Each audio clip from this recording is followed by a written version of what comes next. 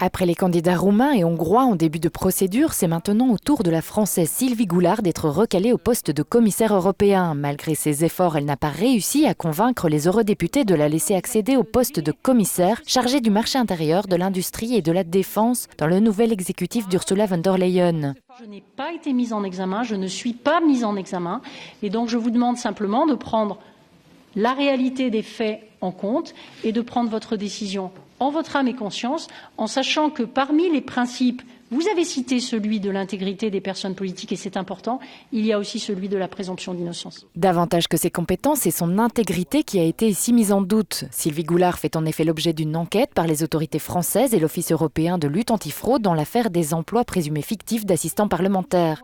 L'ancienne ministre française de la Défense avait promis de démissionner en cas de condamnation, mais pas de mise en examen. Sa collaboration rémunérée avec le centre de réflexion Berggruen a également joué en sa défaveur.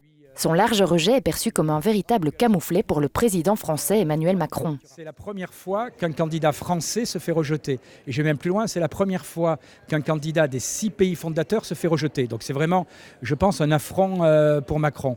Mais surtout, qu'est-ce que ça veut dire ? J'ai envie de vous dire, c'est une victoire du Parlement. Parce que ça veut dire que désormais, on ne peut plus accepter que des gens irréprochables. Ce nouveau rejet risque de retarder l'approbation de l'ensemble de la commission d'Ursula von der Leyen, qui devait entrer en fonction le 1er novembre.